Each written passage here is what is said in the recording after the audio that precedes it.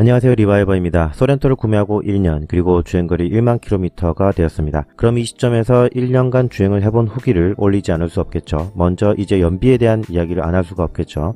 출력이 부족하냐 이런 것들 다 따져봤을 때 저는 출력이 부족하다고 생각한 적이 없습니다. 그리고 연비 측면에서 봤을 때 공인 연비는 좋아요. 하지만 이게 또 겨울이 되면은 배터리의 효율이 떨어질 수밖에 없어요. 전기차도 그렇잖아요. 전기차 같은 경우에도 이 배터리가 결국에는 화학작용을 기반으로 저장되고 충방전되는 에너지이기 때문에 결국에는 겨울이 되면 기온이 떨어지면서 효율이 떨어질 수밖에 없습니다. 그러니까 저는 하이브리드가 크게 유지비 측면에서 도움이 된다고 보진 않아요. 계속 얘기해왔던 거지만 주행거리가 길다면 디젤을 타시는 게 좋습니다. 게다가 장거리 고속도로 주행 위주라고 하신다면 더 그렇고요. 어쨌든 디젤보다는 하이브리드가 유지비가 더 많이 나옴에도 불구하고 구매한 이유는 정숙성 측면도 있고요. 그리고 미디어 오토 장진택 기자님께서도 디젤과 하이브리드 두 모델 다 주행을 해봤는데 하이브리드가 좀 더 안정적이다 라고 하는 그런 멘트도 있었죠. 그런 점도 구매를 하게 된 이유이기도 합니다. 아무래도 이제 고전압 배터리가 차체 하부에 깔려 있다는 것도 그런 주행 성격에 한몫하는 것일 수도 있고 아니면 주행 세팅에 있어서도 차이가 있다고 저는 생각이 되네요.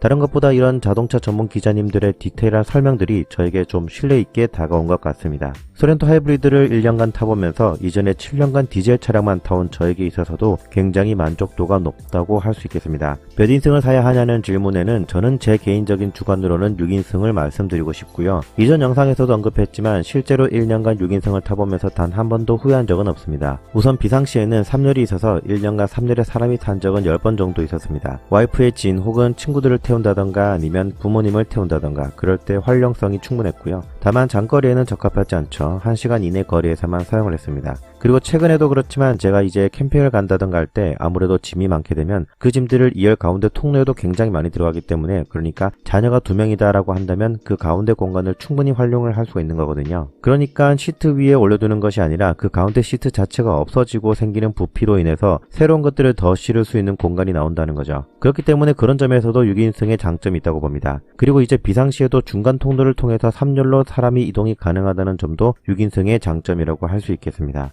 1년간 사용을 해오면서 주의할 점이라고 한다면 역시 제가 몇 번을 강조해도 부족하지 않은 바로 조수석 하단의 고전압 배터리 냉각을 위한 흡입구입니다. 이 흡입구를 통해서 실내 공기를 빨아들이고 그 공기를 통해서 고전압 배터리를 냉각하도록 되어 있습니다. 그렇기 때문에 이쪽에는 가급적이면 이물질이 들어가지 않도록 조심해 주시고 또한 그 주변에는 청소를 한 번씩 해주시는 것을 권장드립니다. 다만 이 부분에 대해서 어떤 분들은 망사 스타킹 같은 것들을 씌우는 게 낫지 않겠냐고 하지만 만약에 이렇게 후속적인 조치를 개인적인 판단에 의해서 했을 때는 문제가 생겼을 때 제조사에서 보증을 해주지 않습니다. 왜냐하면 이 흡입구는 결국 고전압 배터리의 효율을 위해서 만들어진 것인데 망사를 씌운다던가 했을 때는 아무래도 흡입되는 공기의 양이 줄어들 수밖에 없을 것이고 결국에는 냉각 성능의 저하로 이어질 수 있기 때문입니다.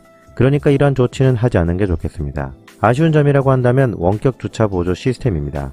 이 기능은 2022년형 그러니까 기아의 새로운 엠블렘이 적용된 소렌토 시그니처 등급에 적용이 되었는데요. 이전에는 디젤 모델에만 있었던 것에 반해 2022년 모델부터는 하이브리드 모델부터 시그니처에 기본 적용이 되었습니다. 하지만 이 기능이 없다고 해서 그렇게 불편하지는 않습니다. 모든 옵션이라는 게 그렇잖아요. 있으면 좋고 없으면 그렇게 불편하지 않은 것 같지만 아무래도 자동차라고 하는 게 구매할 때 비용이 많이 드는 거다 보니까 한번 살 때 후회하지 않도록 하자는 측면에서 풀옵션을 구매를 하시는 분들도 많죠. 그렇기 때문에 저는 지금이라면 시그니처 등급을 선택해서 이 기능을 선택했겠지만 그 당시에는 선택조차 할 수 없었기 때문에 조금 아쉬운 부분이라고 생각합니다. 최근에 지어진 건축물들은 모두 확장된 주차 공간을 기준으로 만들어지기 때문에 승하차를 하는데 큰 불편함은 없지만 적어도 10년이 지난 아파트들은 대부분 이전의 주차 규격을 따르고 있기 때문에 아무래도 최근에 대형 SUV 같은 차량들이 더 많아지게 됨으로써 승하차 공간이 부족해진 건 사실이거든요. 그러한 측면에서는 이 기능이 정말 유용하다고 생각됩니다. 다만 이 기능 유튜버 회사원님이 시도하려고 하더라도 적용하기가 쉽지 않을 것 같아요. 왜냐하면 결국 스마트 키를 이용해서 앞뒤로 이동을 해야 되는데 제조사에서도 이 기능이 포함된 새로운 스마트 키를 발급해 주진 않을 것 같은 데다가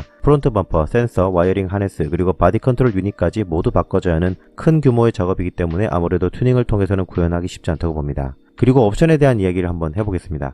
제가 이제 옵션 중에서도 풀옵션에 해당하지 않는다고 생각하는 것이 두 가지가 있어요. 첫 번째는 썬루프, 두 번째는 사륜구동입니다. 우선 제 소렌토 하이브리드는 썬루프와 사륜구동 둘 다 옵션을 선택하지 않았습니다. 둘 다 최소 100만원 이상의 가격의 옵션이고요. 사실 그 돈이 없어서 옵션을 선택 안 했다라고 하시는 분들은 참 안타까워요. 4천만이 넘는 차를 사는 사람에게 200만원은 그렇게 큰 돈은 아니에요. 하지만 그렇다고 해서 아무렇게나 막 추가할 수 있는 옵션 가격이 아닌 것도 사실이고요. 그러니까 개인의 판단에 따라서 합리적인 선택을 하는 것인데 돈이 없어서 못 넣는다라고 하시는 분들은 참 생각이 없이 말을 하는 거죠. 그런 분들은 도대체 무슨 차를 타시는지 정말 궁금합니다. 어쨌든 저는 썬루프와 사륜구동 선택 안 했다고 해서 지금까지 전혀 문제가 된 적이 없었습니다. 험로 탈출을 할 필요가 있었던 때도 있었지만 어떻게든 주변 지형과 가속 타이밍을 잡아서 탈출을 한 적도 있었고, 또 특별히 제가 엄청나게 과속을 하는 것도 아니고 빗길에서는 평소보다 80% 정도의 속도로 운전을 하라고 하잖아요. 그 규정 속도를 지키게 된다면 차량이 슬립이 나거나 언더스티어가 날 일은 없다고 봅니다. 경험적으로도 그런 일은 없었고요. 그렇기 때문에 사륜구동 선택을 안 해서 후회한 적은 없었습니다. 다만 눈이 많이 오는 곳이나 혹은 산간지방에 사시는 분들은 저는 그런 분들에겐 꼭 필요하다고 봅니다. 하지만 일반적인 도로를 달리는 상황이 더 많으신 분들에게는 굳이 사륜구동은 필요 없다는 게 제 생각입니다. 그리고 일부 자동차 전문 기자님들의 영상들을 보면 아실 거예요. 하이브리드의 토크가 디젤만큼은 나오지 않기 때문에 오르막길에서 동력자들이 한 템포 늦게 들어가는 것 같다고 하죠. 그래서 사륜구동에 대해서는 일반적인 도로 주행이 대부분이라면 굳이 필요 없다는 게 제 생각입니다. 썬루프도 마찬가지예요. 썬루프 분명히 있으면 좋겠죠. 아이들도 좋아한다고 하고. 근데 저는 이 차를 구매하기 전에 저희 딸한테 한번 물어봤어요. 이전에 타던 차에 파노라마 썬루프가 있었거든요. 그래서 썬루프가 좋은지 물어봤는데 근데 그게 싫대요.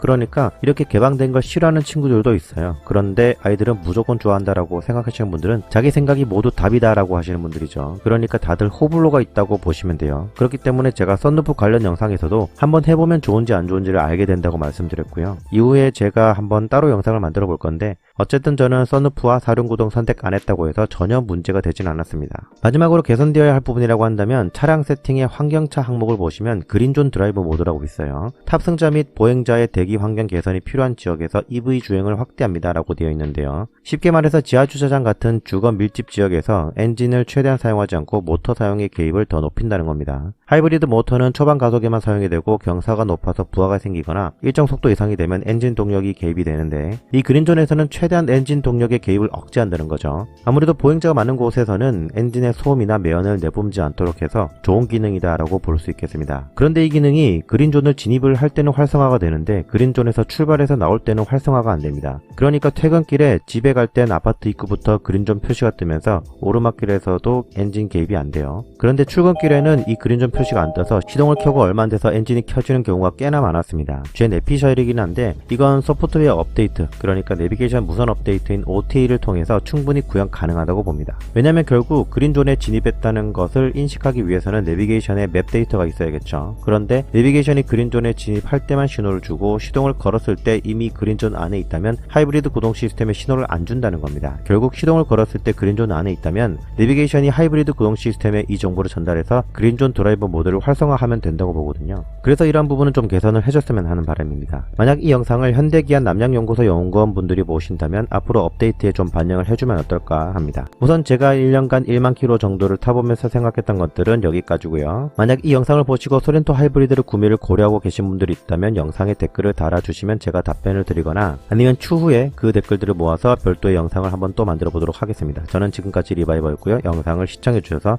감사합니다.